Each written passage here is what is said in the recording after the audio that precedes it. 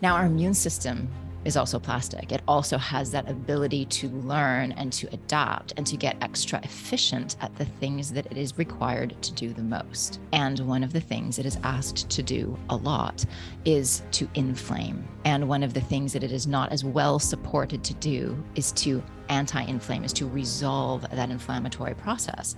So what happens is it's like, because there's so many inputs that are pro-inflammatory and we're not balancing that out with the inputs that are anti-inflammatory. We get this imbalance, and the immune system gets really good at like, oh, I need to inflame, boom, turn that response on. But then it gets caught in these pro-inflammatory loops that don't resolve. Talking about a subject that I get asked about all the time, and I really feel like it's in my listeners' best interest to understand more about gut health, gut microbiome, because we honestly take it all for granted until we start having a problem. And how many women in middle age start having quirky issues and they have no idea it's related to their gut not being nearly as healthy as it once was. So I would love for you to start our conversation explaining how you got so passionate and interested in this field slash this this area in particular, because it's really your zone of genius. Thank you. Well, this started for me really early and long before I actually chose it as a career. So, very on a very personal level, I watched my mom struggle with a very severe form of autoimmune disease. She had multiple health issues with two very severe, she had lupus and she had rheumatoid arthritis and very severe forms of them. And she was diagnosed quite young when I was in my teens. She was in her, I guess that would make her kind of late 40s. And it was an excruciating process to watch because I basically got a front row seat to what doesn't work. I mean, in some ways, and I'm really not trying to diss the medical community, because in some ways they kept her alive in the most amazing ways. Like, she was a medical miracle. And yet all of the procedures, the medications, her quality of life was so poor. And it was just the situation of several steps forward, like 2 steps forward, 5 steps back, 1 step forward, 3 steps back. And I just watched her over the course of about 20 years slowly and painfully degrade. And, things like she got a hangnail once, like a hangnail, and she was hospitalized for 3 months because that hangnail turned into an infection that went all the way up her arm because the immunosuppressive drugs that she was taking were so effective that she couldn't even fight the infection from a little hangnail. And then, she was resistant to all the different antibiotics. And it became this thing. And can you think about the quality of life that to get a hangnail could hospitalize you for 3 months? So yes, she was alive. And yes, to a certain degree, the autoimmune was kept at bay, but at what cost? Right. And I just knew there had to be a better way. And parallel to this, I had all sorts of like low-lying health issues. They weren't nearly as extreme as hers. So I kind of wrote them off as just normal. And quite honestly, they are normal. And if you define normal as, so many people have them, I had lots of digestive issues. I thought it was completely normal to have to lie down after a meal because you had such bad gut pain. Like, that to me was just like what you did. I didn't know there could be another way. And I also had as a kid, I had horrible eczema. Started in my teens. So just, that time where it's the last thing you want to be doing is have like, itchy red patches all over you. And it went right into my 20s. And, I didn't know anything about this work. I didn't know anything about diet other than I like to eat. And the way it was managed was basically just cortisone cream, right? And I remember I got it on my eyelids. And I remember the doctor was like, "Oh, here, just, here's a higher dose." And I was like, "Is that safe?" Like, there's just a piece of me that was like, this doesn't seem to be working. Like, and a friend of mine, who I looked at the time as, she was way out there and she'd all these like weird, woo-woo things. And she was like, "Well, have you ever thought about, going to see someone who could look at your diet and some of these other pieces?" And I was like, "What does that have to do with things?" And, but I was desperate. So I went, and I remember, I think it was this is a long time ago. I was 25 at the time. And I I'd never even heard of a naturopath. I think it was a naturopath that I went to. And I remember joking going in saying like, oh, she's going to take out all my favorite food groups like cheese and coffee and chocolate and wine. And, like had it only stopped there, it was so much more comprehensive than that. But what was amazing is that, she did a bunch of testing, manipulated my diet quite significantly in a very custom way to me.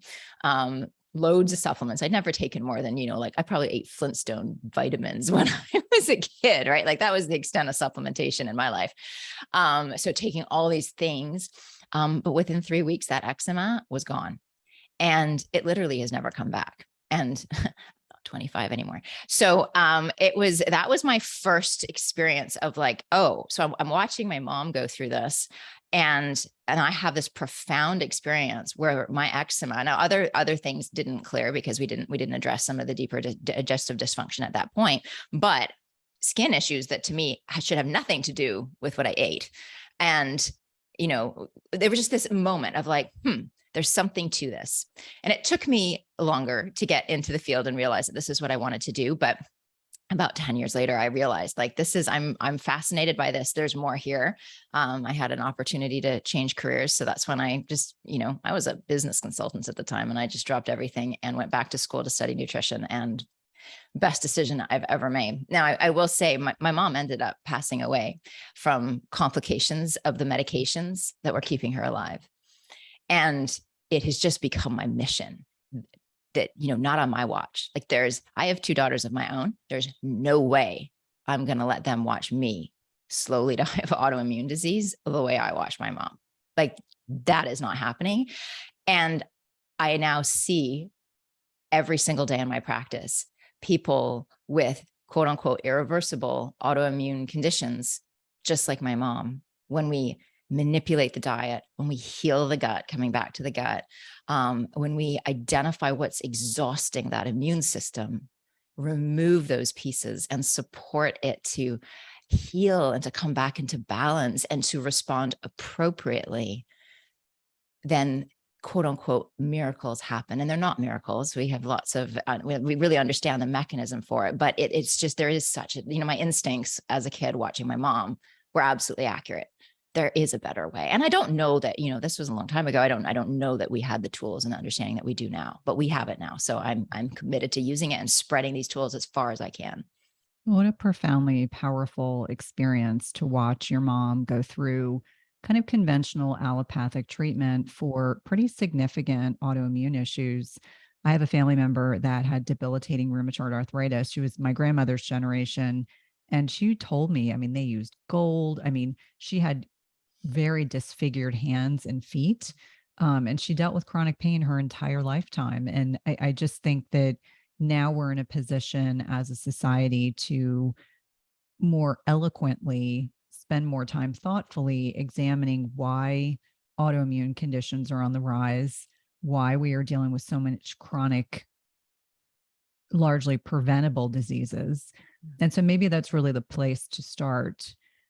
What is it about our modern day lifestyles that are making us so much more susceptible to autoimmune issues? And to be really clear, and for full transparency, over the course of my lifetime, I've had 3. Yeah. I've had psoriasis after being treated for Lyme with antibiotics. I developed alopecia areata in between pregnancies. And then lastly, diagnosed with Hashimoto's in my early 40s. And once you have one, you are more susceptible to others. But I think for the listeners, it would really be helpful to really understand what it is about our lifestyles that's making us so much more likely to develop these disorders. 100%. And I actually want to take a step back even further because I want us to make sure everybody really understands what is happening in the autoimmune disease process at the simplest level, just so we just are really on the same page, because that term autoimmune gets thrown around a lot. And just, our immune systems are these powerful mechanisms that basically have 2 jobs, right? The immune system's job is housekeeping, internal housekeeping, and protecting us from foreign pathogenic invaders like parasites and viruses and things. And as a part of this these mechanisms is the ability to differentiate between self and other, and then to differentiate between friend and foe. And that ability to differentiate is so fundamentally important and really complicated. If you're thinking about what's happening at a cellular level, there's many different aspects that go into this. Now, what happens in an autoimmune process is that ability to differentiate has gone awry. And the immune system is fundamentally mistaking enemy, other, and friendly self tissue that it is supposed to be protecting. And so it's attacking self when it should be protecting self. And then, of course, what makes up the name of the disease, or, what makes up the diagnosis is what tissue or what body system is the immune system attacking. So that's the fundamentals of the autoimmune process. And I think one of the challenges is we think, well, how many people have psoriasis? Well, the numbers are significant, but it's, well, that doesn't rival something like cancer or what have you, or heart disease. But when you group all of the different types of autoimmune presentations, and there's well over 100, I think it's like 150 at this point, keeps growing. I mean, even things like the eczema that I mentioned, we didn't used to think of that as autoimmune. Now we understand there's an autoimmune component to that. So when you group these together, the autoimmune phenomenon affects the numbers are staggering. I mean, it's really of epidemic proportions at this point. And so the question is, well, why is the immune system making fundamentally bad decisions, is the way I like to think of it, just to be really simple. And, if you think about it, like any of us, if we're taxed constantly, you're working to the bone, you've got family obligations, social obligations, you're not getting the rest and the downtime and the recovery that you need, we all make bad decisions, right? Like that's just the way it goes when things are like being overtaxed. If that never stops, that's happening chronically, then we start to make bad decisions. And fundamentally, that is what's happening in an autoimmune process, is that immune system is being constantly engaged such that it's never given a moment to sort of rest and recover, and it's making bad decisions. And I know, okay, so I'm dramatically oversimplifying things. And yet I think this metaphor is really important when we think about your question. Well, what is, what is in our lifestyle, in our environments that is causing such a dramatic rise in autoimmune disease? And so the answer to that question, the short answer is everything. But the longer answer is, I mean, there's so many pieces to it. So what we're eating is a really good starting point. So if we're eating foods that are triggering inflammation in the body, inflammation is an aspect of the immune system. That's an immune process, right? So that's engaging the immune system. If we have any kind of digestive malfunction, digestive distress, and this is with or without symptoms, is a lot of people think, hey, I remember I had a client once who had a lot of autoimmune. She had a very severe form of POTS. What's that? Postural orthostatic tachycardia syndrome. Yeah. So she, and I remember in our first consultation, we talked about her digestive system, and she's like, I could eat rocks. Like my digestion is so rock solid. And yeah, so even without symptoms, when we do some deeper digging and we look at testing, which I think we'll talk about a little bit later, there's can be a lot of dysfunctions that are silent in terms of symptoms. So any dysfunction in the digestive process is going to be a stressor in the immune system. And I focus on the gut very specifically because the vast majority of our immune system lives in and around the digestive tract. It's approximately 80%. I mean, some people 75, I've heard up to 85. A lot. Most of the vast majority of the immune system lives in and around that digestive tract. And so anything that is stressing the digestive process, anything that is going wrong in there is going to have an impact on the immune system. And so if we are eating every day, multiple times a day for most people, then even if you're eating a pristine diet of foods that are at face value, anti-inflammatory, and we can talk more about what, different mechanisms for even good healing foods becoming inflammatory in the body, then you're going to stress the immune system. So just right there, digestion and food, that's huge. Other things, I mean, just stress levels overall will tax it. All of the, pollutants that we're exposed to, the air we breathe, the water that we drink, the off gassing from the new carpet that we got, it's just, the list can honestly become a little bit depressing and endless, because there are so many environmental and toxic burdens on our systems that, is really, I feel like during COVID, the word unprecedented became sort of, everyone said it, but it's truly unprecedented in the human physiology. Even as recently as 50 to 100 years ago, it was just a different world in terms of what our bodies are exposed to. And yes, we have powerful mechanisms that enable us to handle some of this and to detoxify.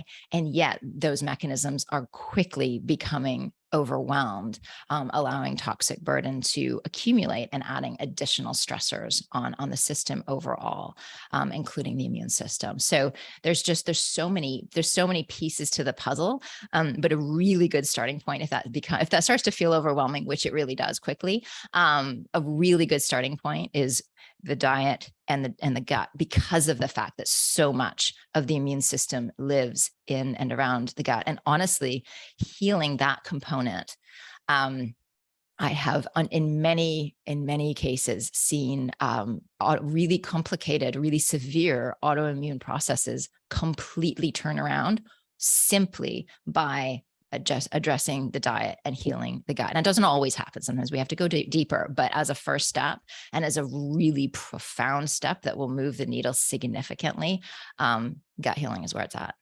And I love what you said. I mean, food really is medicine. And unfortunately, during my training, my initial training in allopathic medicine, we literally probably had one 1 hour lecture about nutrition, and it was probably aligned with the food guide pyramid. This was preceding my plate, so it tells you how long ago this was.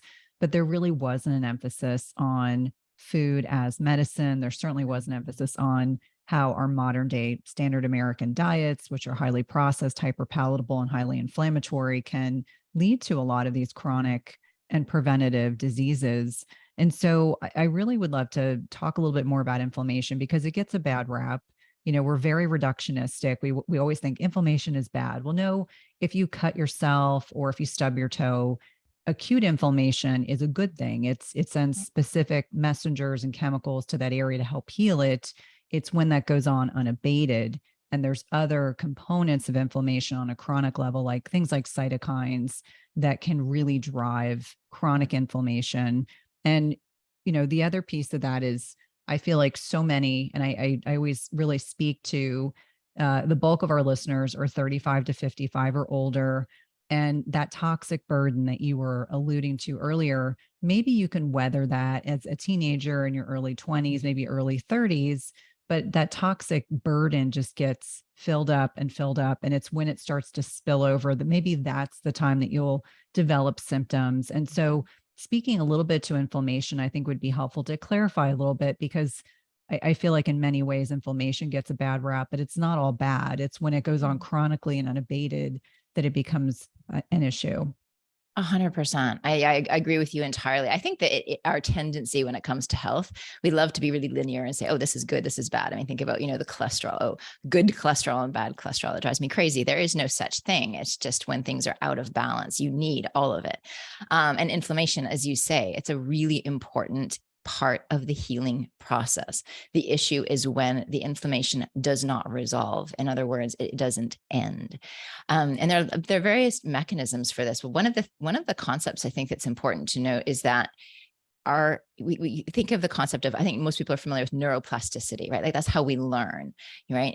As you do something new the first time, there's new neural connections that are made. And the more that is repeated, then those things become automatic. It's why we can drive a car and have a conversation at the same time, as opposed to the first time you drove that car, like every single fiber of your being was paying attention to what you were doing. Now, our immune system is also plastic. It also has that ability to learn and to adapt and to get extra efficient at the things that it is required to do the most. And one of the things it is asked to do a lot is to inflame. And one of the things that it is not as well supported to do is to anti-inflame, is to resolve that inflammatory process. So what happens is it's like, because there's so many inputs that are pro-inflammatory and we're not balancing that out with the inputs that are anti-inflammatory and that support the resolution of that inflammation process, we get this imbalance, and the immune system gets really good at like, oh, I need to inflame, boom, turn that response on. But then it gets caught in these pro-inflammatory loops that don't resolve and that don't they just don't end. And so it's like things are triggering inflammation all over the place, again, not appropriate in certain situations. But what's really important is that it actually resolves. And there's, this is actually one of the things that, we think about fish oil as an anti-inflammatory. And part of what fish oil is doing is it's kind of like shouting up to the, the head honchos of the immune system going like, hey, we got it. Like, you don't have to keep sending the pro-inflammatory signal. Like, we got it. You can resolve this process. We can end this process now. So there's different nutrients that, some of which will help to minimize the triggering of the inflammatory process, others that will help to resolve it. But the key point being that we need to be doing things to support the resolution of that inflammatory cycle, not just saying inflammation is bad and we should never have it, because, you want to be able to bring in those, sort of agents of inflammation to heal, but then you want them to actually you want that process to end. So I think that's a really important thing. And one of the challenges with our diet is that so many of the foods that we're eating are very pro-inflammatory. Even something like conventional beef versus, pasture raised beef, the fatty acid profile in those two foods, which they're very different, right? They, conventional beef raised, or finished, especially on grains, the seed oils that becomes part of the muscle tissue of the cow that we then eat. That's going to have those pro-inflammatory fatty acids. Whereas one that is fed exclusively on pasture and on grass, the fatty acid balance is going to be a lot more balanced. So omega-3s generally are the anti-inflammatory, the omega-6s and 9s are the more pro-inflammatory. And when we have this balance, it used to be, 1 to 2, 1 to 3 in terms of 3s to 6s.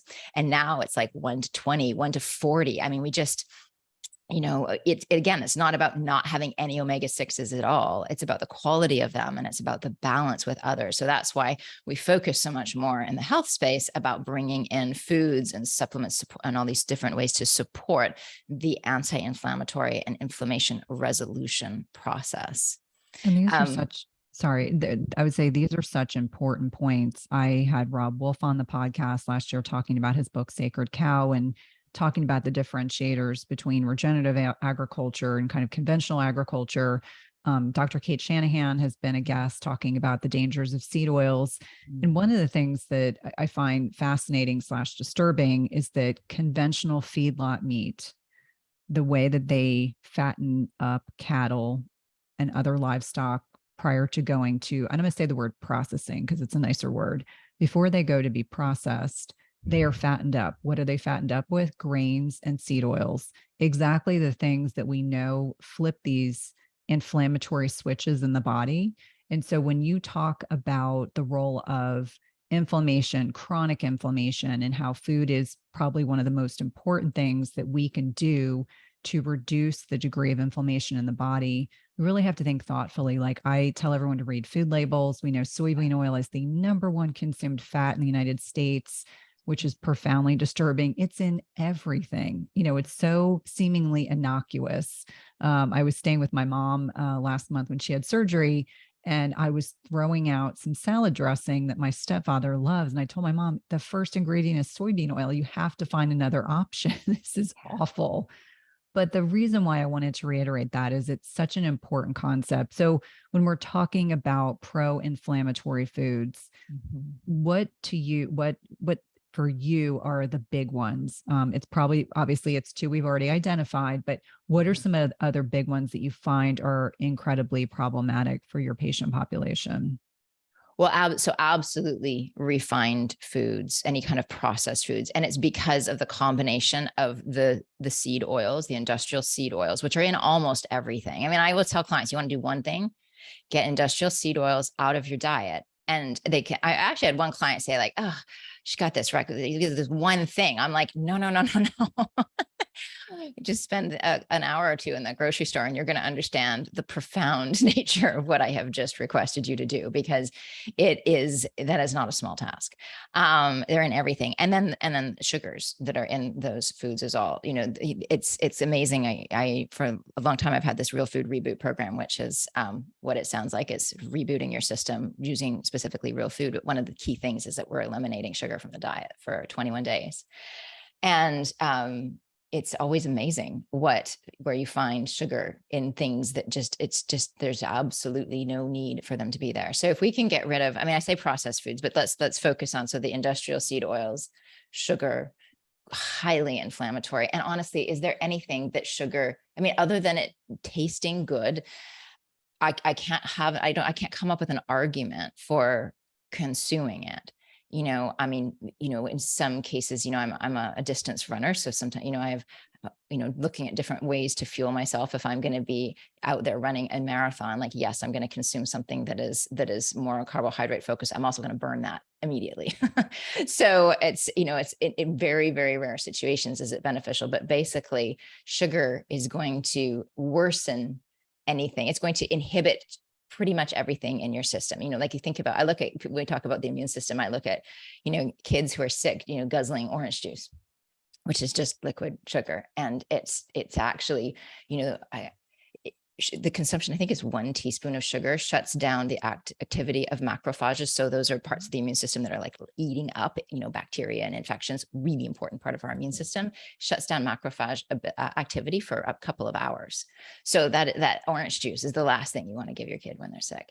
So sugar, the refined oils. Now, gluten is just such a thing. There's endless reasons why we want to pull gluten out of the diet. It is highly inflammatory.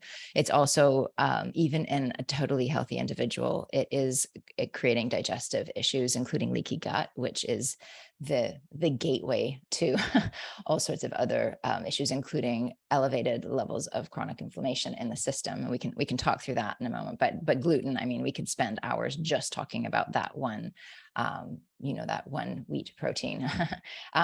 Not a big fan of grains, generally speaking, but I think if we're talking about the heaviest hitters, gluten is really the biggie that we want to be paying attention to. And then for many people, both soy and dairy. There are some forms of dairy in particular that, if you're talking about like from a pasture raised cow, ghee or butter or heavy cream, that doesn't have as many of the the aspects of that food that are pro-inflammatory. For a lot of people, it's the proteins that are problematic. A lot of people have sensitivities to dairy. Some people can tolerate it, but even things, the breed of cow, for example, is really going to impact. Like we do have heavy cream in the house, but we get it from A2 cows, which are more heritage breed, and the dairy that comes from them is totally different. So this is, again, you have to get a little bit more into nuance here, but generally speaking, the vast majority of dairy, absolutely the soy oil. I mean, that is just, if you're going to do soy, I would say at very, very minimum amounts, maybe a little bit of tamari, which is naturally fermented gluten-free soy sauce, when you are out for sushi or something like that sort of the extent of the soy that I would recommend consuming. And this is coming from a former vegetarian. So I was a vegetarian for a good 15 years, and I loved my tofu.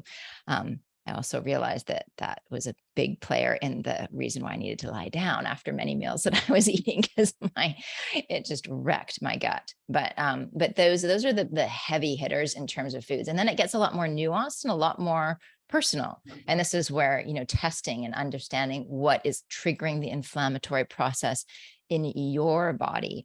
That's sort of the next layer of things, and when you can get really, really fine tuned.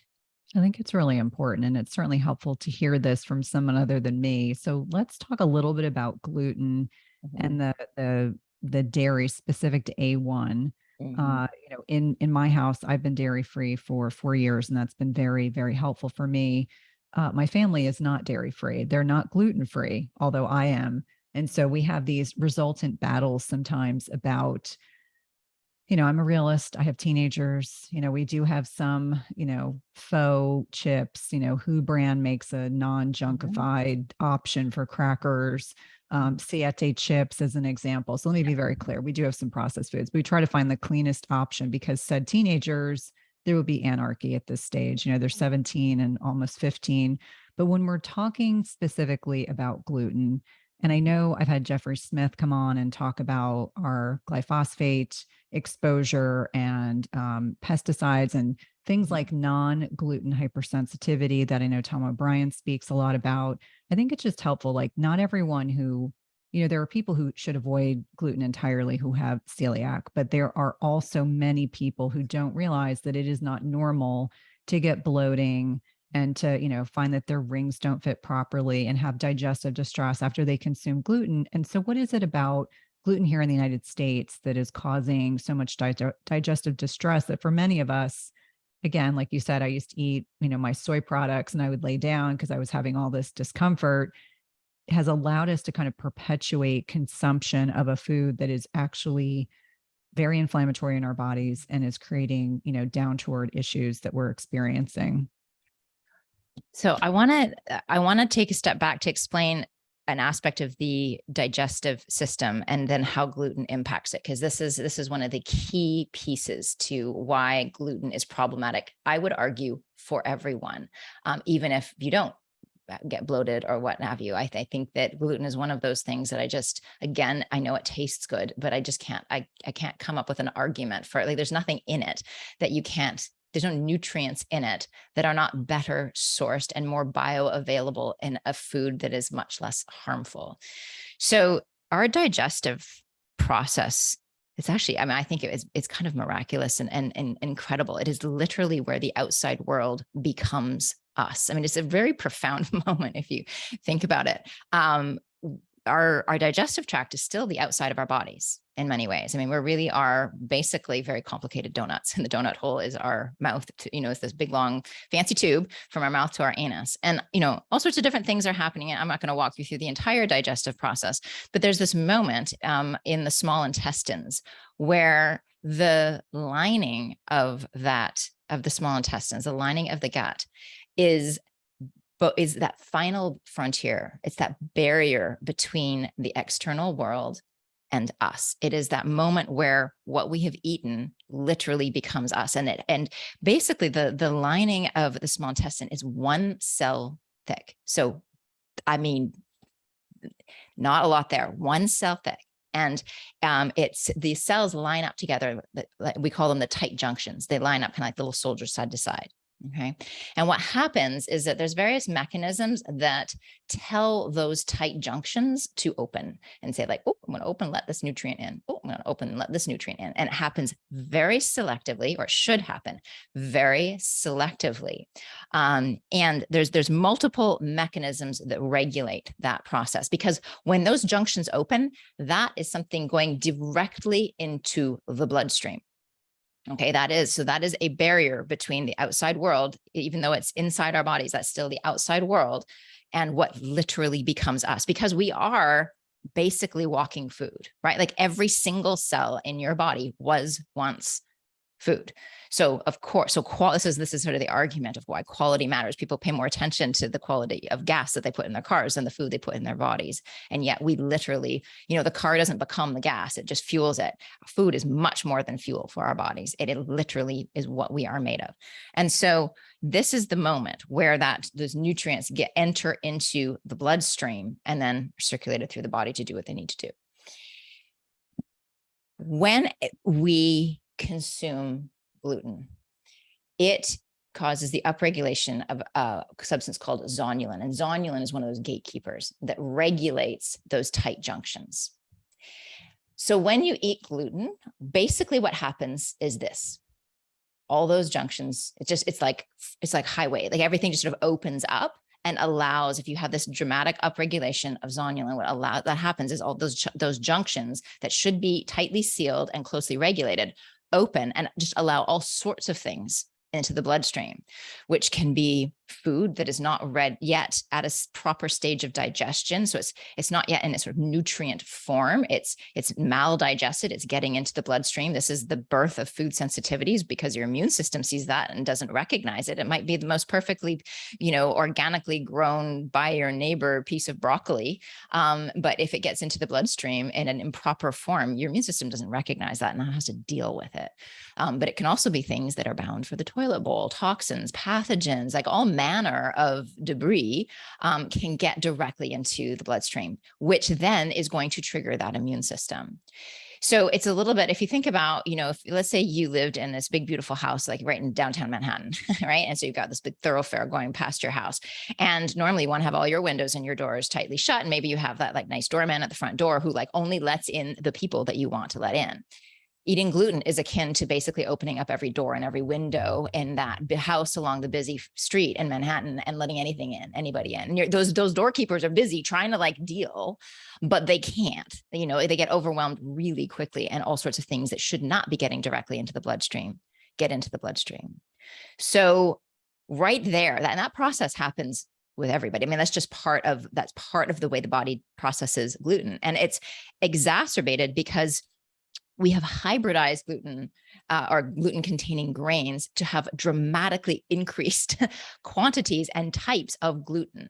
It is, because if you ate a piece of bread, even as recently as 100 years ago, 150 years ago, you wouldn't get this like chewy gooiness that we now associate with wheat. That is a very recent phenomenon. And that wheat has been hybridized because the gluten is the gluey part. It's what creates that spongy deliciousness that we all love. And yet it's the very gluten that's triggering this process that's dramatically increasing that process of gut permeability, or leaky gut is the way we refer to it, which is now causing a host of other issues and allowing things into the bloodstream that shouldn't be there, triggering the immune system, triggering inflammatory processes.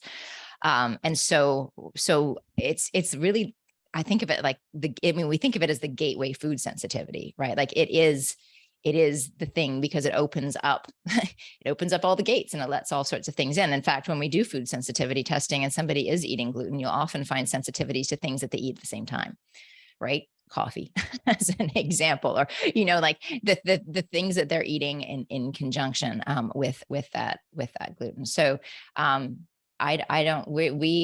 we keep an entirely gluten-free. In fact, I did a training with Dr. Tom O'Brien years ago, and I sat through, I don't know if it was a day or 2 days of literally just going through hundreds of research papers on all the different ways that gluten is challenging our systems. And I remember in that training, just texting my husband saying, okay, it's over. Like gluten is out of the house, like it's just done. And we've maintained a gluten-free household. I guess 6 years now at this point. It's maybe close to 7 years. The only time the kids, if we went to Italy, I let them have a little, but it's also a rare exception, and it is different.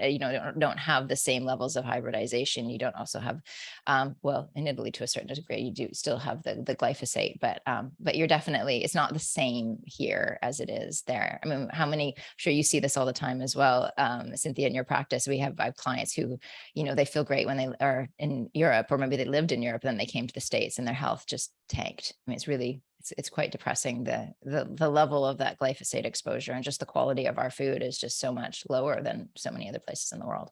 Yeah, it's really a shame. And much to your point that now that my kids are at a certain age, I want to be clear, when they were younger, it was so much easier to be able to restrict access to certain things. And I also have a child that has life-threatening peanut and tree nut allergies. So a lot of the gluten-free alternatives that are lower in carbohydrates are not even an option for him. But we did have, for a period of time, my oldest was actually also gluten-free, but I got to a point where you get so much friction. I have to pick my battles.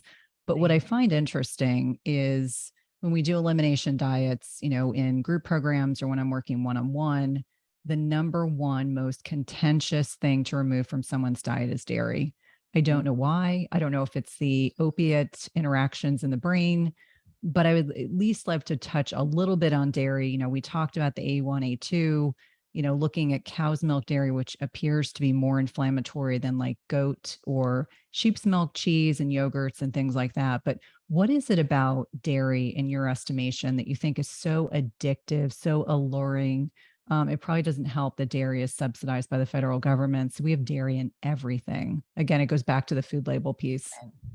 Well, and I'm a good person to speak to it too, because if there's a food that I really struggle to pull out of my diet, it's dairy. It is like gluten was actually, it was fine. I even, I stopped drinking for 2.5 years, and that was easier. And, getting rid of cheese, I was like, oh God, this is really, really hard. I think there's a number of things. So I do think that definitely for some people, because it has that opiate factor and it really is driving the pleasure response, it is a true addiction. And I feel like this is tricky, because unlike something like alcohol, where you don't need to drink, but we do need to eat. And because it's so ubiquitous, it becomes challenging to try to, make modifications and try to eat around it.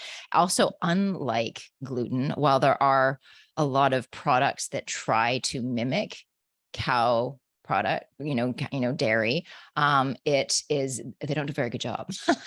Right. Like, it's kind of where we were with gluten-free products maybe 10 years ago, because right now, if you want a piece of bread that's gluten-free, like you're really, I wouldn't eat this every day for sure. But if you're just like craving a sandwich or something, you can get a really good sandwich, and you're going to basically not know the difference, right? Pasta, you're going to, we've figured it out. Maybe there's a few things, I don't know that they figured out things like croissants and stuff. I have not had a good gluten-free croissant, but really like most things, whereas 10 years ago, it was like eating gluten-free. If you wanted a food that would normally contain gluten, it was like you couldn't eat, like you wouldn't have a piece of gluten-free bread without toasting it, for example, because it was basically a brick. I feel like we're still at that stage when it comes to substitutions. And I'm not a believer in leaning on the substitutions too heavily, but they are really important transition foods. Really important. They are the thing that breaks the habit, because if you just pull something out, you need something to replace there's a lot of things, my husband's a chef. And so we spend a lot of time talking about what food is for people. And it's not just energy. It's not just nourishment. It's comfort. It is distraction. It's about, when we come up with a substitution for something, and that's one of his specialties, it has to do all of the things. Like a good piece of gluten-free bread needs to have the crunch as well as the softness. Like it has to have the textural pieces. It has to have the taste components. It has to have that. It has to create the same experience. And so, there's different mechanisms for why dairy is hyper addictive, but they're very similar to the mechanisms for gluten. But I feel like and I see this in my practice, I'm much more successful at getting people off of gluten and grains entirely than dairy. Dairy becomes the hardest thing for people. And I really believe it's because those transition foods that are so vitally important when you're letting go of something, it's really hard to reproduce them for whatever reason. And then you find, challenges like with your son, where you have, a lot of nut allergies and reactions. And that's where many of the sort of dairy-free alternatives are nut-based, if not all. I'm not a chef, so I'm never going to say never, because someone's going to say, oh, you can do it in this way, so that I'm not aware of. But I think that that's a really important piece of it. And, I think it's also because there's the quality issue. So as we talked about, A2 to A1, there's also the processing issue, right? So even something like pasteurization really makes dairy in some ways safer, and in other ways a lot harder to digest, because it's killing off all the good stuff at the same time as it's killing off the bad things. But it's hard and challenging to find good quality raw dairy that you trust. It's totally doable, but it's a project. And then you find that it's one of the top food reactions, both in terms of allergic reactions as well as in terms of food sensitivity. So a food sensitivity being it's not a formal allergy. So it's not, basically an allergy is a food reaction that's mediated by immunoglobulin E. So it's an IgE type of response. You have food sensitivities, which are, it's not mediated by IgE. There's other ways, either IgM, IgG, or not antibody mediated at all. And it's actually just happening at a cellular level, as well as it's also one of the top food intolerances, meaning that we don't have the digestive capacity to break it down properly. So many adults don't have, the enzyme lactase that breaks down the milk protein or milk sugar, lactose, thus leading to, digestive issues. So, there's just so many different ways that we can react to it, and that it can trigger the inflammatory processes. And then we don't have a good transition food, and it's so highly addictive. I believe that there's really, mother's milk, right? I mean, this is what we were born with. There's something, I think, very, very primal and instinctive about craving the comfort that dairy provides. And I think that that's one of the key reasons why it's so hard to let go of, making that transition food all the more important, because we crave that comfort. And it's a very specific sort of creamy, sort of soothing texture that is hard to reproduce elsewhere. There's only so many avocados you can eat. I feel like that for me was always the thing. If I wanted just a straight real food creaminess, I would reach for, I'd have half of an avocado after dinner as dessert, but that sort of, from a straight up real food perspective, that's one of the only things that I've ever found has even come close to sort of scratching the same itch, if that makes sense.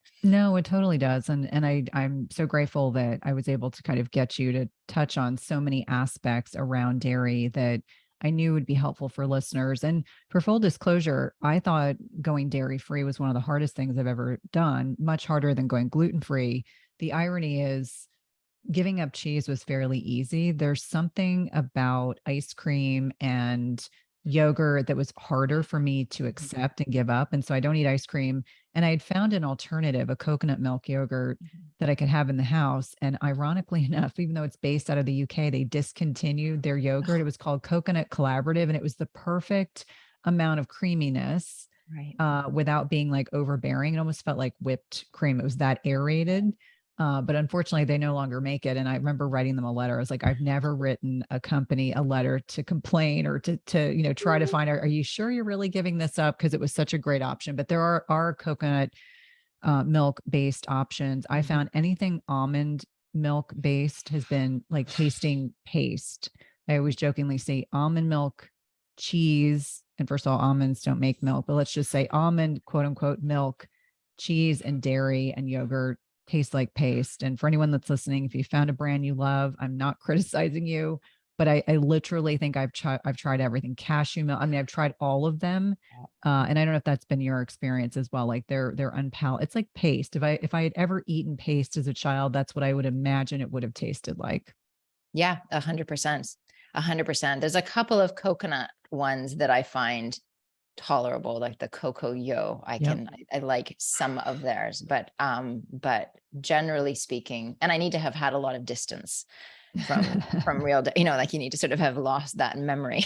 Mm-hmm. So yeah. And it's funny because for me, I wouldn't care less if I never had ice cream or actually yogurt another day in my life, but it's the cheese that I find that I just really, really, that I really crave. And the thing too with the sort of faux cheeses and all of these products, they're filled with awful foods. I mean, because they become so much more processed than the actual, just straight dairy. So, our approach, and I've also done oodles of testing around this. So, determining, because it is different. It is very bio-individual. For some people, it is very pro-inflammatory, no matter how clean, raw, and A2 the cow, like it really doesn't matter. Like you really need to stay away from it. But for some other people, it is something that you can do with those things. But that's where testing becomes really important and helpful to understand if it's triggering that immune process or not. Because if it is, you really want to stay away from it. Even if you don't have autoimmune now, or that you're aware of? I think that's something that's really important to kind of circle back to the autoimmune piece. You might be thinking, oh, well, I don't have any digestive issues. I don't have any autoimmune in my family or in myself. So I can go eat gluten and I can go and eat dairy. But if we're talking about prevention, then what you want to be doing is minimizing the things that are exhausting that immune system, because it's that constant drain on the immune system that leads to these things. So, and it, I could say it's about age, but it isn't about age. I mean, it's, yes, the older you get, the more that you have been exposed to, and the more that your body's capacity to handle these things has just been, you've done a lot with your body, and it takes more for it to recover. But it's not just an age thing, and there's so many of these variables that are really hard to control. Some of the environmental pollutants and just lifestyle pieces, like if you're somebody who, for example, travels a lot and you spend a lot of time in airplanes, well, that is incredibly taxing to your system. But does this mean that you never fly again? Or does it mean that you control the things that you can control to support your body, so that it's not the thing that's the tipping point? And so, the diet is, it is something that we have a lot of control over, that there are options. I feel like that is such a really important lever point, because there's so many things that are out of our control. Yeah. And that reframing, I think, is really important, being kind to ourselves. So we've alluded to testing, and I know you and I are both a fan of test, don't guess. So let's talk about some stool testing. Let's talk about the Dutch in particular, because I know these are both tests that we use in our practices, but two that I find particularly helpful and beneficial when you're working with women that are dealing with presumed food sensitivities, digestive issues, or even if they're not even aware of their digestive issues or hormonal imbalances. Which of the two tests do you like to start with? They do go together. I always say they play well together. It's like peanut butter and jelly, which is a terrible analogy, but they really do go well together. And so I always like to do not just one, but both of them. But do you have one that you think is a better starting point for your clients? Well, definitely the GI map, so the stool testing. And the reason for that, so there's a real interplay with digestion, well, and everything in the body, but in particular with hormones. And so if we have to prioritize, then I'm going to start with what we need to do to heal the gut. And so there's different ways of doing stool testing. We used to do culture-based stool testing, which was, it wasn't very accurate, in that basically what happened is, you would mix the stool with a little bit of reagent, and that was feeding anything that was sort of living in the poop, basically. But not all organisms eat the same stuff. And so some wouldn't make it to the lab alive. Others would be thriving because they loved that particular food source. So it was, the results that you would get would be pretty skewed. What I love about the GI map is it's extremely sensitive. So it's looking for basically genetic evidence of other organisms in your digestive tract. Now it gets critiqued because it's so sensitive, but here's the thing, most people, there's a lot of things, with conventional medical model, the type of testing that is used often misses a lot of things. And if you have somebody who is still symptomatic and we go in and we look at the GI map, you see that there's lots of things that are not a pathology, right? It's not enough for it to be a disease state, which is good. We don't want a disease state. But that doesn't mean it's not causing a lot of issues and discomfort, and it's not challenging that immune system. So I'm a really, really big believer in starting with healing the gut, because it's just such a profound impact on all sorts of things. Now, the hormone connection, I know you talk about the estrobolome a lot.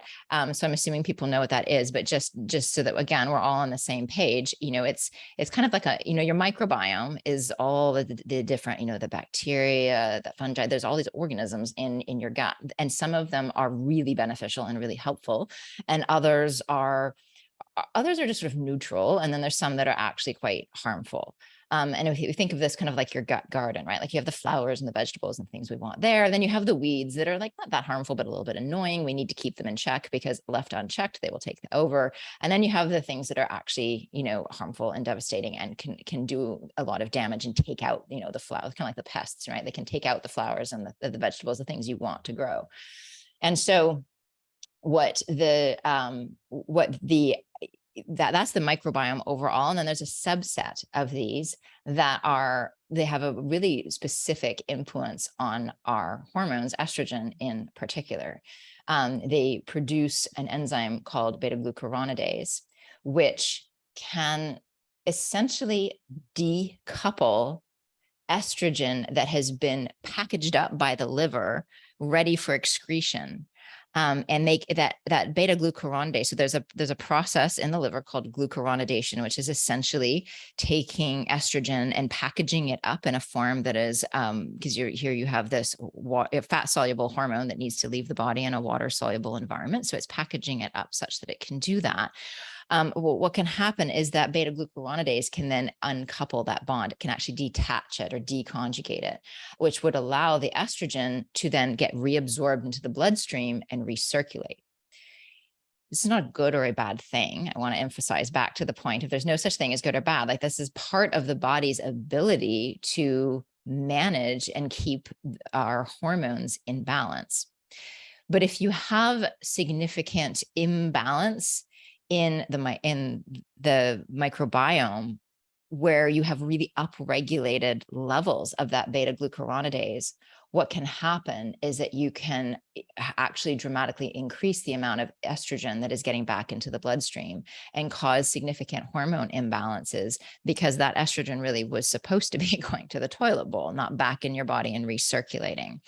So that collection, that sort of subset of bacteria in the gut that produce this, the beta glucuronidase enzyme, is a really, really important aspect of maintaining hormonal balance. So this is where these things go together. Now, hormones at the same time also affect our digestive processes. In fact, just the other day, I was reading some really compelling research that I'd not come across before, which was about the role of estrogen, as the protective role of estrogen in upper GI issues like GERD and esophageal cancers, showing that, particularly so men and post-menopausal females who are not on hormone replacement therapy have a much higher incidence of these upper GI issues, and looking at the protective role of estrogen. So these things go to both ways, right? And I feel like we're just at the beginning of understanding the interplay of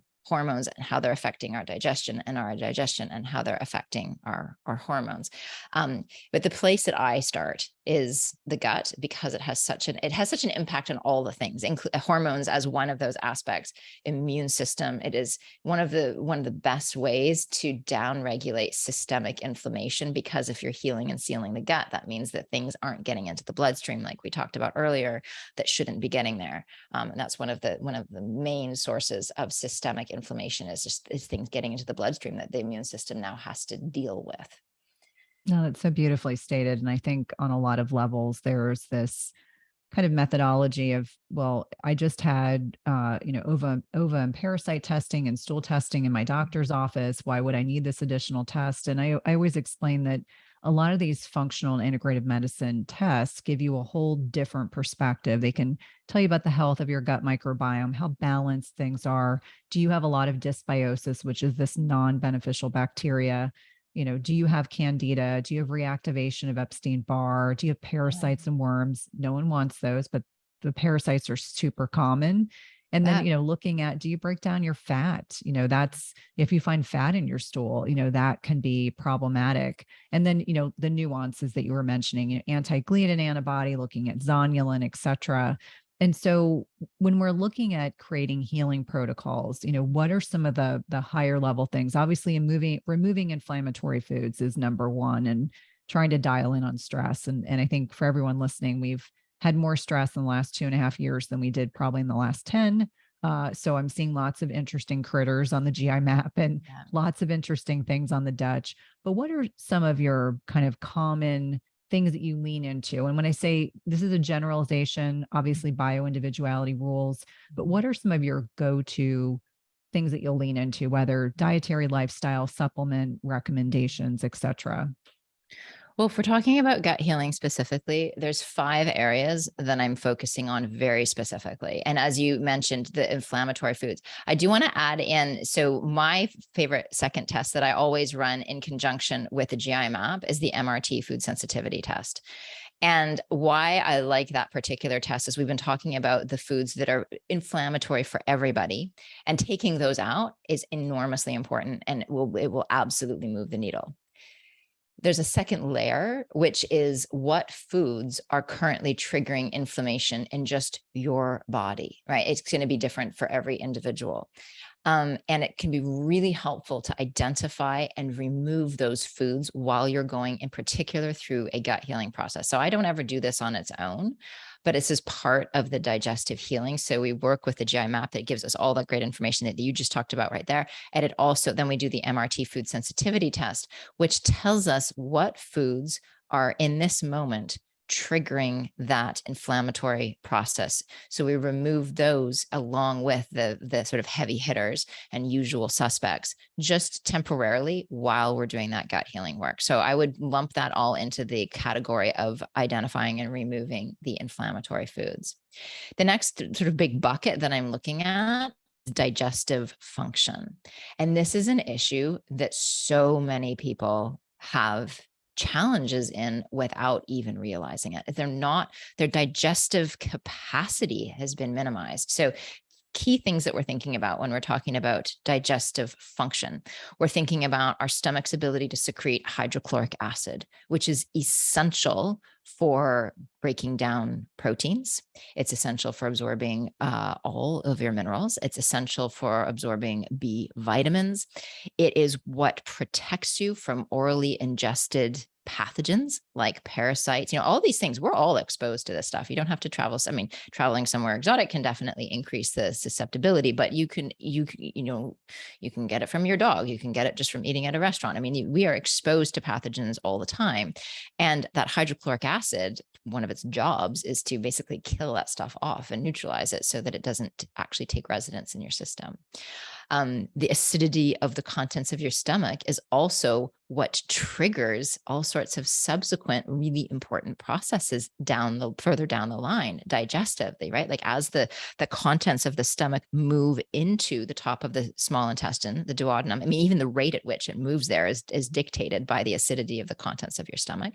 But then when it gets there, that's what stimulates the gallbladder to secrete bile, which is essential for gut motility. It's essential for breaking down digesting fats. It's part of your detoxification process. The acidity of it's called the chyme when it gets into your duodenum. It's what's responsible for triggering the pancreas to secrete enzymes, further digestive enzymes to continue the breakdown of the food. So if you have insufficient hydrochloric acid, which many people have. I mean, let's think about the things that suppress the body's ability to produce hydrochloric acid. Well, stress, overconsumption of starchy foods, alcohol consumption, an H. pylori infection, a history of eating a lower protein diet, definitely a vegetarian or vegan diet. I mean, and getting older. So there's several of those factors that are literally unavoidable for every single person. And then the others are so common that we call it hypochlorhydria, or low HCl is really, it's something that almost everybody deals with. And just supporting that, if you put a gun to my head and said, Margaret, you can work with one supplement for the rest of your life with every single client, one supplement and one supplement only, I would choose hydrochloric acid because it is so key to so many processes down the line. So it's really, really important. But other things when we're talking about digestive function is the ability to secrete enzymes. It's, that gallbladder function, is it secreting enough bile? Is that bile nice and thin and free flowing, or is it thick and sludgy and not able to do what it needs to do? What is your gut motility? So these are all pieces of digestive function. So that's the next bucket. The third piece is looking at that microbiome and seeing, this is where testing is absolutely invaluable, is looking at that microbiome and seeing the balance. Do we have sufficient beneficial bacteria? Do we have, what are those opportunistic, or think of them like the weeds in your gut garden, are those opportunistic bacteria being kept in check, or are they allowed to sort of grow and proliferate and cause problems just like weeds do in your garden? And they are opportunistic, so they will take advantage of any opportunity that's there. Looking at, is there an overgrowth of some different kinds of fungi, like, the candida or rhodotorula, or some of these different fungal overgrowth presences. So looking at that balance and making sure that it's all in check. And then another piece to this, I consider this sort of the fourth category, is looking for any kind of pathogens, any overt infections. Is there an overgrowth of H. pylori? Is there a parasite infection? Is there something actually pathogenic that we need to go in and actually eradicate? Like some of these imbalances, it's not about eradication so much, it's about creating an environment that allows and encourages the beneficial species to really grow and thrive, and that discourages the opportunists from growing. But when we have actual infections, we need to go in with eradication agents. We're using, different kinds of herbal antimicrobials, antifungals, et cetera, to actually kill off anything that shouldn't be there. So that's the fourth piece. And then the last piece is really thinking about healing and sealing that gut lining. It's, I talked about earlier, you want those tight junctions to be nice and tight, to be well regulated, and to only be opening up and allowing in what they should be allowing in, nutrients on an individual basis, not all manner of maldigested food and toxins and pathogens and literal debris, like literal junk that was destined for the toilet bowl.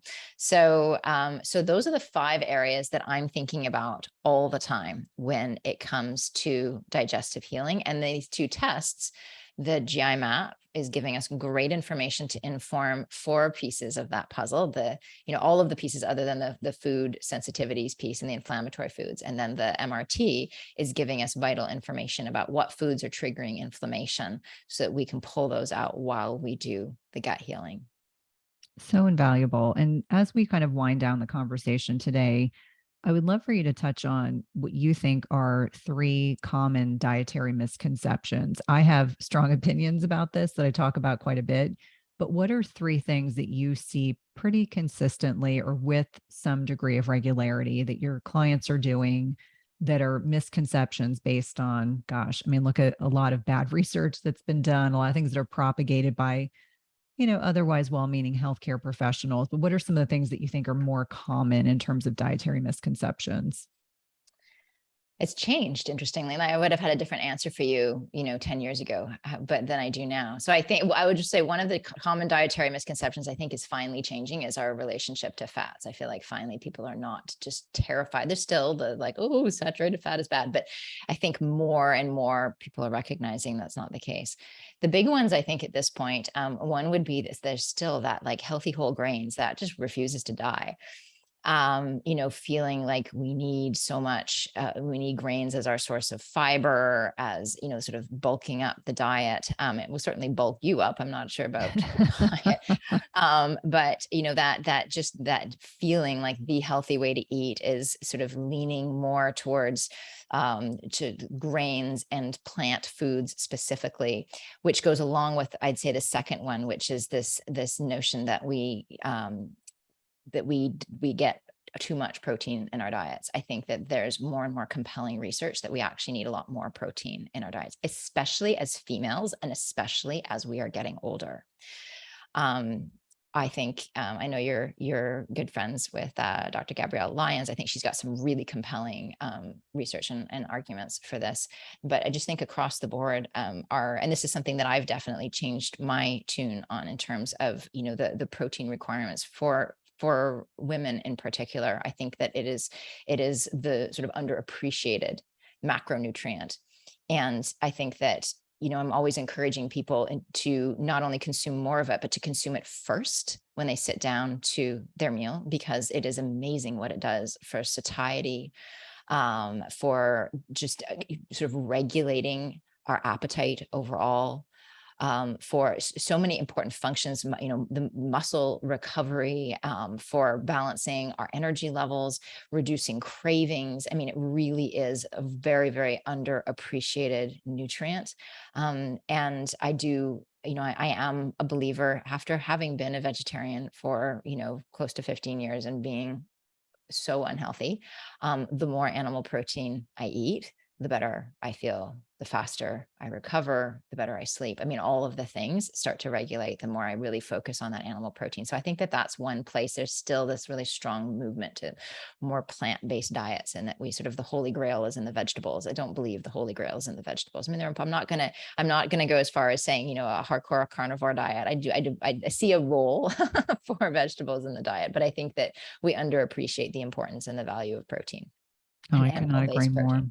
Yeah, I could not agree more. Well, it has been such a pleasure. I could talk to you for hours, but obviously want to be respectful of your time. Please let listeners know how to connect with you, your program, Restorative Wellness, which I have done 3 out of 4 classes. They're excellent. Highly recommend them. Let us know how to connect with you outside of the podcast.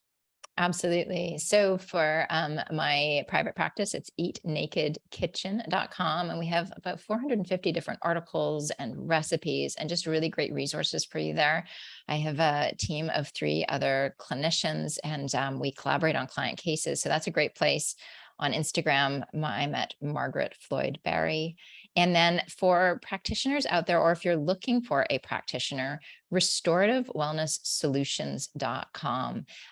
We train health professionals, and the tools that we've been talking about today, how to work with these labs in a way that's really going to help your clients heal and profoundly heal, and turn around that, disease processes, the inflammatory processes, helping to resolve inflammation. So we basically equip clinicians with the tools to be able to do this work. So if you're a health professional and this is sounding appealing to you, definitely check us out. And if you're somebody who's looking for a practitioner who does this type of work, we have a Find a Practitioner page and resource on our site, and you can find some fantastic clinicians there.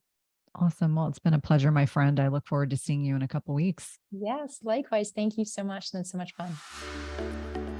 Hey, if you like this video, you guys are going to love this video, and I'll see you there. The conversation I'd love to have with every 35-year-old woman is that once 40 hits, your ovaries are going to be done, and they're going to slowly, it's not like it's done overnight, they're going to slowly decline. It's going to take 10 to 15 years for these ovaries to be out.